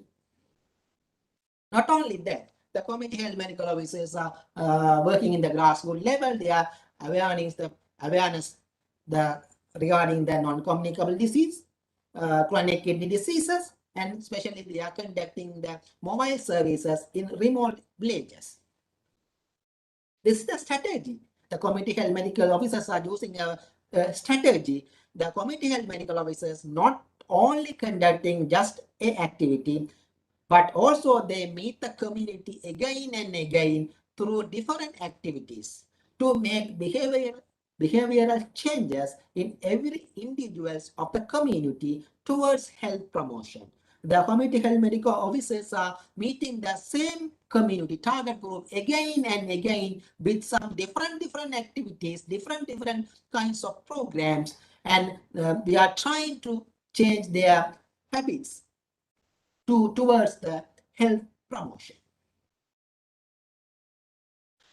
We believe these activities would help to make changes in every individual and fill the gaps in the contemporary health system. Especially now, currently, our community health medical officers are working in the COVID pandemic situation. They are visiting the quarantine places, quarantine homes, or who are getting treatment in homes. They are directly visit and collecting the data, issuing some immune boosters to improve their immunity and giving awareness as advisors, especially the pandemic, when the people are getting infected, they are mentally they are depressed, and we also are giving that programs regarding to build up their mental health. This aspect, especially we are providing the service provision of the preventive care aspect in Ayurveda in Sri Lanka, and we are inviting to all countries to commence these primary healthcare activities through their traditional system of medicine, and it will be effective. It will be effective to the current health challenges, providing person-centered, community-centered primary health care combined with traditional medicine is a strategy to reach the Sustainable Development Goal 3. It is good health and well-being, ensure healthy lives, and promote well-being for all and all ages. Thank you. Hi, Bowen. Thank you, sir. Thank you for an excellent presentation, Dr. Manorat sir. We had lots of good ideas being said, and we are really grateful to have this session today.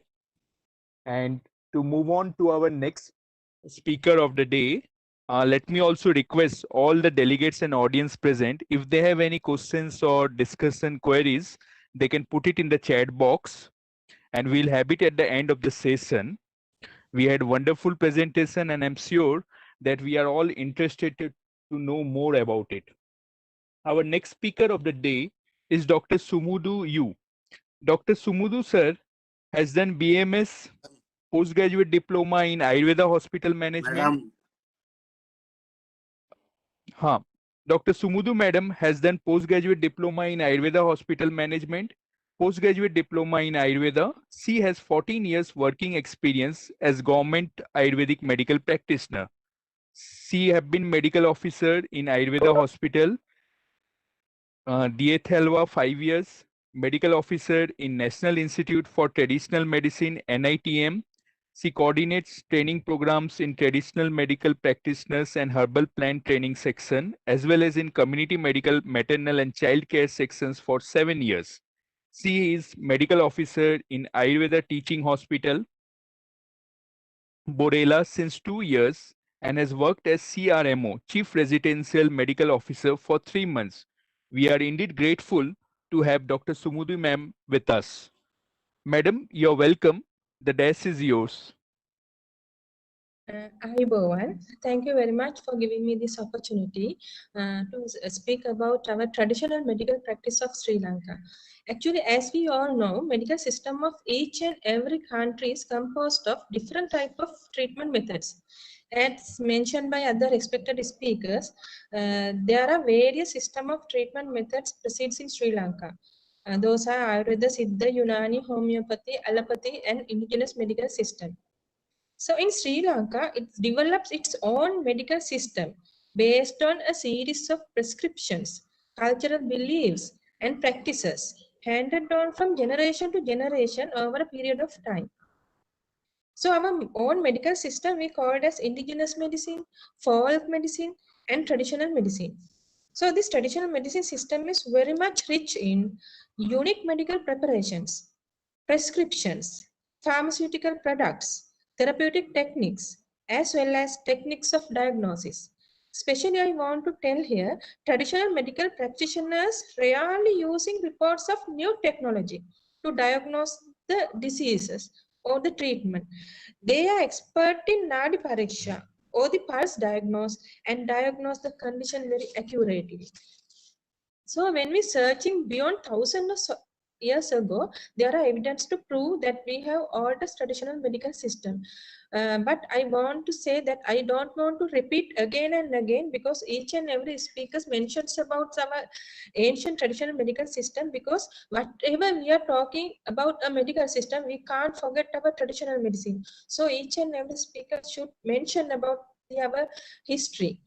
Our commissioners also mentioned that history said that there was a symposium in India, Himalaya mountain range. For that, our famous traditional practitioner called Pulatisi Rishi has participated on behalf of Sri Lanka. And also, and when we are looking back for our king's era, there are a number of epigraph. Epigraph means that letters wrote on a stone. When we are searching, when we are reference that epigraph, they have mentioned, the kings have wrote on that epigraph about our old traditional practitioners, the gift they received by the kings, and about our ancient hospital. Our commissioners have already mentioned about that ruins. That ancient ruins proved that one of oldest hospital in the world is Mihintale Hospital. And also King Ravana also had written some famous medical books. Artha Prakasha, Uddisha Tantra, Kumar Tantra, some of the example for that things. And also that Dr. Priyadarshini also mentioned about the King Buddhadasa who lived in 398 AD. The most influential of the physician who wrote the Sarartha Sangraha, a comprehensive manuscript in Sri Lanka, physicians still use today for their references. And also there are a number of conservational ola leaves with invaluable traditional medical prescription, diagnosis, therapeutics methods. So these are the few factors that give evidence about our ancient traditional medical practice. Now let's see what are the specific features or the transalient features of this medical system. Main one is traditional medical system mainly based on practical aspect rather than theoretical aspect. This system handed down from generation to generation, mainly with experience gained by doing and experience gained by observing. That is main feature of the traditional medical system. And when we are talking about the adverse effect, as in Ayurveda, here also believe that there is an equilibrium between the environment and the human body. Use natural, herbal, mineral, and animal parts from the environment to make balance the imbalanced human body or the diseased person. So these drugs are minimum of adverse effect. And also concept of anupana, media that taken with main drugs which help to increase the effect of drug and stimulate the drug reaction and make easy to absorb. One drug, and also we are talking about that there's a one drug with several anupana can use to cure several diseases. We have a famous handbook called Batika Prakaranya. While used by traditional physician, it contains many traditional drugs with several number of anupana, which can use a single drug for several diseases with several anupana. It's also another special feature in traditional medicine. And also this traditional medical system is very profitable to both physician and to the patient. Especially medical practitioners in village are not treating for money. Even though patient give any money or not, physician is treating the patient with his best. Traditional physician take his duty not as a job. He take it as a responsibility on behalf of the villagers. And also in village, people always help a traditional physician by finding raw materials from the jungle, as well as they help to prepare the drugs in physician's house. It's also a feature of this traditional medical system. And concept of cold and hot. As in Ayurveda medical system, our traditional physician also very much concerned in cold and hot concept. They strictly advise to patient about the do's and don'ts, which patient should follow. And the concept of easily available fresh medicine. We are talking in Sinhala Sadhya Bruhita Aushadha, easily available fresh medicine. That means wherever the physician meet a patient, he can find a suitable medicinal drug surrounding him to treat the patient instantly. Because traditional practitioners have huge knowledge about medicinal value in environment. And there's another feature called methods of chem. That chem means there are some secret methods in some indigenous medical generations in collecting herbal, preparation drugs, diagnosing and treating. These secret methods we are calling chem. For example, I will say when to reduce poisons in snake bite patient, physician collect fruits or bark in a trees from the side of sunset or barks taken from the upwards to downwards, because they believe and they experience that poison goes down from the body as sunset. And also there's a concept of duta. Duta means here duta or messenger means a person who comes to the physician to give the message about the patient. He is the messenger. So, especially in snake poison treatment method, duta or messenger feature plays a main role. A physician who is specialized in treatment of snake poisoning, he or she is well experienced to diagnose the type of snake that had bite, time of bite, whether can cure or cannot cure the patient by observing the feature of messenger. These features are the way of his coming to the physician, the way of his give the message, from the facial expression of the messenger, from the movements of the legs, hands, heads and fingers. All these features give message about the patient's condition to the physician. This is also a great feature and unbelievable thing in our traditional medical system, because they have well experience and huge knowledge which comes from the generation to generation. Those are the special features in traditional medical system. When we are talking about traditional medical practice, mainly in our country, we can divide into two categories. The first one is generalized medicine. Traditional medical practitioners who are treating any disease of the body. And other one is specialized medicine. Physicians who are specialized in one unit of disease according to their generation. So, for example, we can take adumbinum generation. That means medical generation who are treating for fractures and dislocation. There's another generation for Gedivana pilica, means boils, wounds, and cancers.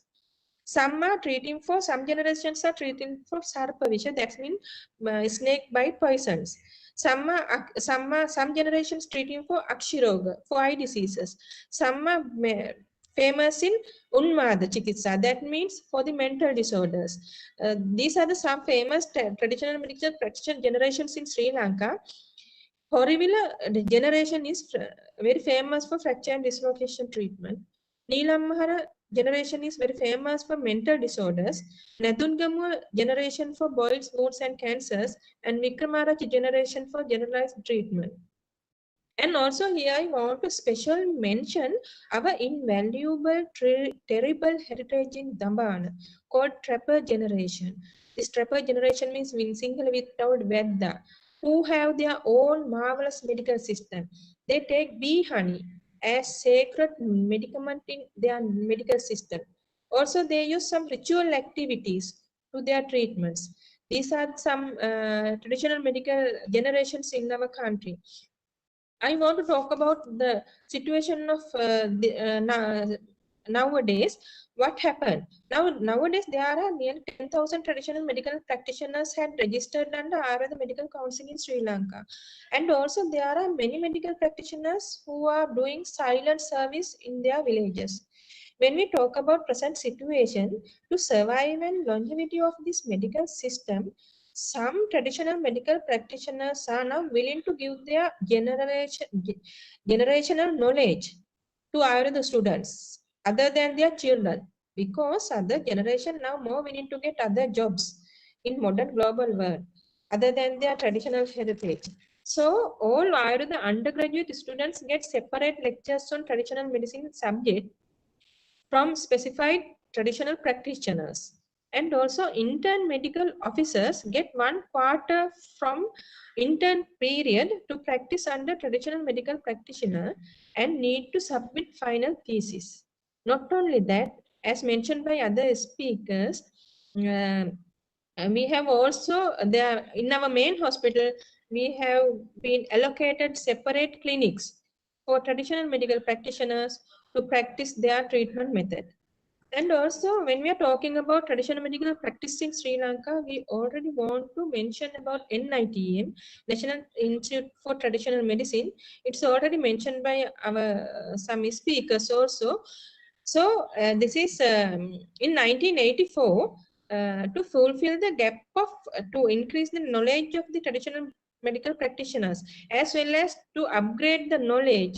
In 1984, the Ministry of Indigenous Medicine, with assistance of WHO and United Nations Development Program, formulated a project for development of traditional medicine. So the outcome of this project is the NITM. That is the one and only training institute for development of traditional medical system in Sri Lanka. So it is conducted training on skill improvement of traditional medical practitioners, identification of medicinal herbs, conservation of all olives, organizing symposium among physicians and sharing generational knowledge. For those aim is conducting by the NITA. So I want to say, finally, I want to say, whatever the new medical system treatment methods introduced to us, each and every country must take action to conservation of their own traditional medical system.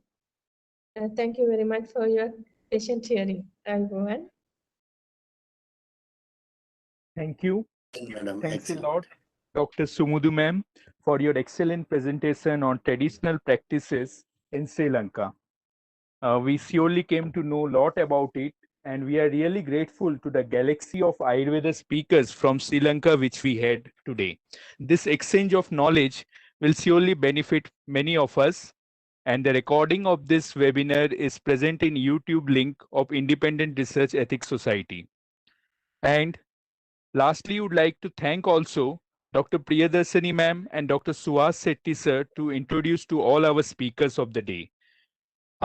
Moving on to the discussion session, I would now request our host, Dr. Pawan Kumar Sarma sir, to coordinate and welcome our dignitaries for the discussion. Sir? Yes. Excellent session. Very informative session.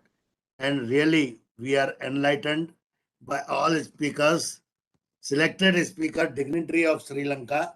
We are very much fortunate and grateful to all speakers.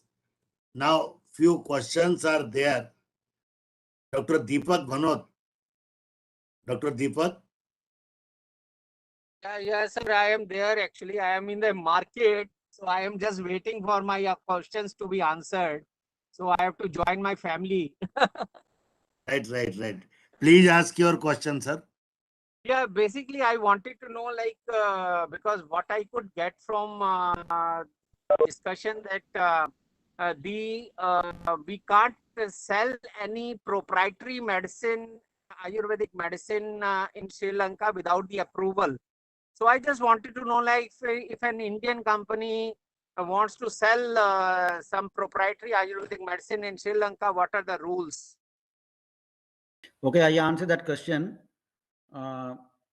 If you want to sell Ayurvedic preparation in Sri Lanka, first you have to come to the Department of Ayurveda. You have to send the application with the all relevant documents, with the research and other things. And after that, you can request the registration. You have to face the registration process. But there are two things. One is according to the Indian pharmacopoeia or Sri Lankan pharmacopoeia, and you can request the direct. If you are if the product is not according to the pharmacopoeia product modification, you should have to send us so many detailed certificate that I can mention like that. One is the heavy metals and clinical research regarding that it's useful for human, it can use the humans, like that. There are so many certificates. After that, if you produce that all certificates, our committee discuss that matter, and after that we are allowed to come to the Sri Lankan market. Now you know that I think around 10 Indian companies now, they are product selling in Sri Lankan market, like Sri Dutapapeshwar, Nagarjuna, Charak, Himalaya, like that companies now in Sri Lanka. Sir, what Thank about you. herbal cosmetics? It also same. Same. I think the Himalaya cosmetic also available in Sri Lanka. That same procedure, Same but the procedure. registration is it mentioned Ayurveda. You should have to come to our side. If not mentioned to Ayurveda, you should have to go to the Ministry of Health. There are another regulatory process. Okay. You Right, have to right. face that. Thank you, sir. Thank you so much. Thank you, Dr. One question was also there from Dr. Deepak. Is there any interactive exchange of knowledge between Ayurveda, Siddha, Unani systems with allopathic systems?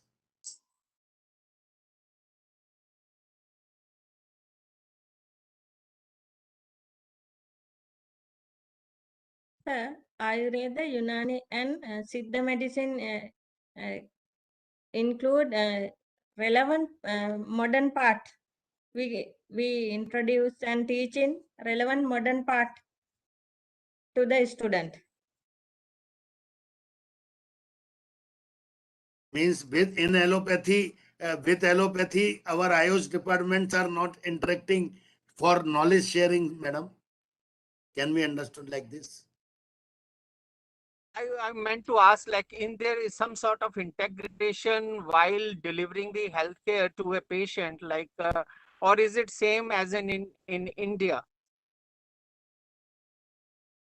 Yes, sir.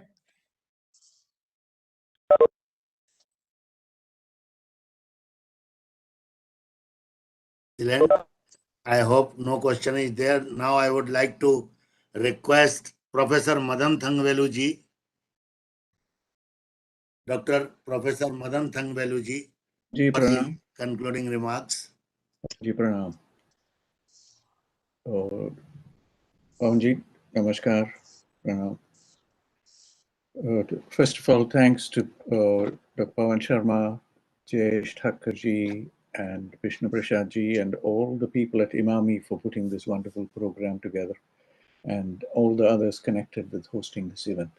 And number two, want to thank the amazing presentations. You brought a galaxy of people here. My interactions with Dr. Damika, we meet at many meetings in India, conferences. So Dr. Damika, thank you so much for your wonderful presentation today. Thank you very much.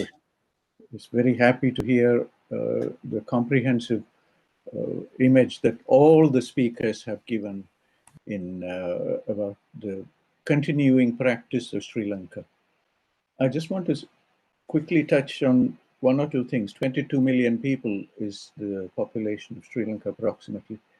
And together with other countries in Asia, so the total population, Asia has about 57% of the world's population. This is what Asia has. And together with the traditions that are there in India and Sri Lanka and Bangladesh and other countries in that region, we have an opportunity to make a very important dialogue in the region, in Asia.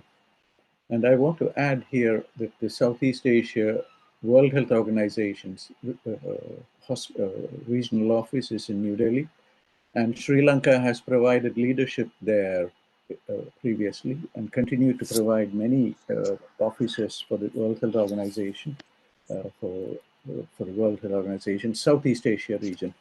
And I want to particularly bring to attention the name of at least one regional director in the recent past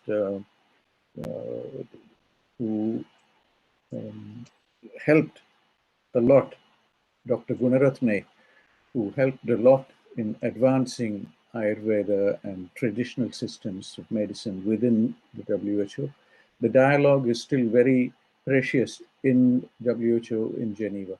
So I'm hoping that many of the people who are here will be able to guide that dialogue and take messages to the regional office and from the regional office to Geneva, because Geneva is looking for a lot of input from local traditions.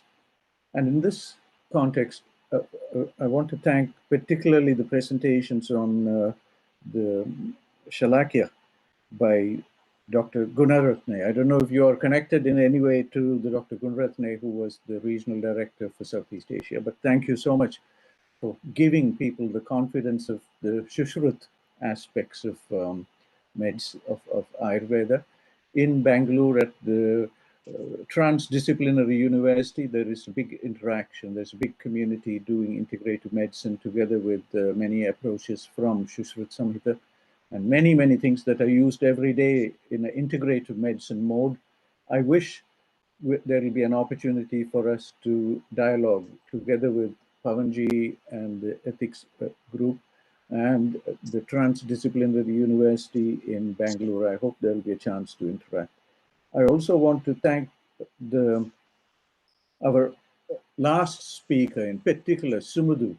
Thank you so much, Sumudu, for a very passionate presentation. Your presentation brought out some of the things about traditional medicine. What is the value and what is the information that we run the risk of losing? You particularly touched on those aspects of bone setting and Unmada Chikitsa.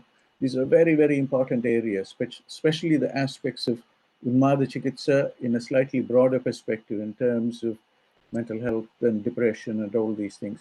There are many lessons we need to learn from these old families in Sri Lanka who have kept this information together.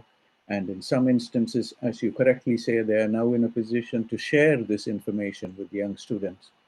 I would like very much, Sumudu, I would like very much to stay in touch. I have sent my email address and also contact details.